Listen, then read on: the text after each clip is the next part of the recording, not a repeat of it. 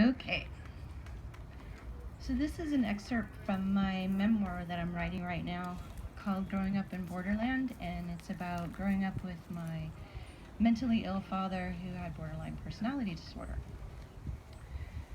This chapter is called Gemini Twins. Father and I shared a birthday month and only 5 days apart. I was turning 6 years old, and Mom, despite Father's outside affections for Robin, was throwing Father and I a joint birthday party. Father's side of the family was making the 2-hour trek to our house for the sunny mid-May celebration. Our big backyard had been freshly mowed. The tulips and hyacinths were blooming like proper Dutch flowers should do in May. Mom had spent the whole week furiously cleaning, baking, and decorating for the big event. Events like these were rare, and her time to prove that she was a good wife and mother. A few hours before the guests were to arrive, Mom was putting the final touches on the birthday cake she had made for both me and Father to share. I had protested the joint cake to Mom while Father was at work with no luck. Mom always made me a birthday cake shaped like a bunny, with gumdrop eyes and red licorice for whiskers. I loved my bunny cakes. But Father didn't want a bunny cake, and since he declared that we needed to have the same cake, Mom had to make what he wanted: boring chocolate cake with chocolate frosting and pre-made hardened candy letters spelling out "Happy Birthday, Cindy and Chuck." I hated chocolate cake. But somehow Father wanting to share a cake with me felt somewhat comforting. He had been wanting to share more and more things with me lately. I was standing on a chair, watching Mom carefully slide the candles in that we were both going to blow out. I wondered if I was going to have the same wish as him, too. Father came up behind us.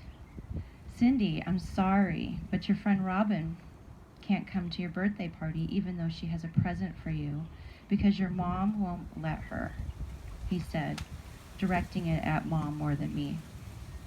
I knew Father wanted me to be upset and be mad at Mom, but I wasn't.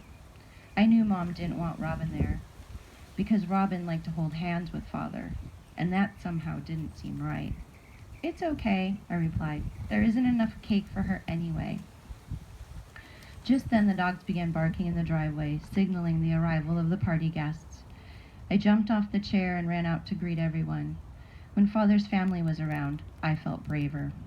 Aunt S and Uncle G, the cousins, Nana and Bumpa, stepped out of the huge vehicle that carted them all around. Aunt S hugged me. Nana grabbed my face as she usually did and squeezed it as she kissed each cheek.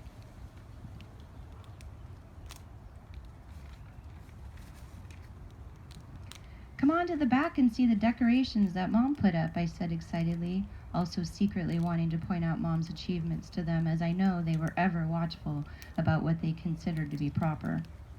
I grabbed my aunt's hand and pulled them around the house to the backyard, skipping going through the house as I didn't know what state Father and Mom would be in after the Robin comment. Mom had placed a circle of colorful lawn chairs in the middle of the lawn and a small picnic table laden with treats and lunch. There were matching paper plates and napkins with "Happy Birthday" written on them. Balloons were festively tied to each corner of the table, making the picture complete. "What kind of cake are you going to have, Cindy?" Nana said sweetly. "The kind of cake Dad likes," I replied flatly. "Oh, that's so cute. You and your father are sharing a cake." Aunt Sylvia piped in then. "You know, you guys are twins. You even look exactly like him. Now that you're getting older, I can see you have his personality, too," she smiled as she pinched my cheek. I sat down and thought about that. She thought that was a good thing? I knew Father as mean and manipulative. I knew him as controlling and dark. I knew him as spoiled and hurting Mom, ignoring Craig, and using me to feel better about himself. I didn't want to be like him. What parts did they see in me that they saw in him? At that moment, I slid off my small made-for-my-size lawn chair to sit on the grass with Connor, who was laying at my feet.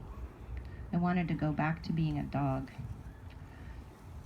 Everyone was sitting as they should in the circle, Aunt S and Uncle G next to each other, Nana and Bumpa next to each other, and the cousins dispersed in between. Father sat with the last empty seat next to him. Mom came out with the birthday cake not yet lit. She set it down on the table for all to see her wifely work. She was done toiling in the kitchen and now was ready to socialize with her guests. She walked over to the empty chair next to Father to sit down. "You can't sit here," Father quickly said under his breath, but we all heard him. "Why not?" Mom asked in surprise. "Because that is reserved for someone else, and she isn't here," he spewed out. Mom could no longer put on the show. She ran into the house bawling, with Aunt S following close behind. The shock and silence that came over the group was heavy and thick. "So, let's light the candles," Father said cheerfully.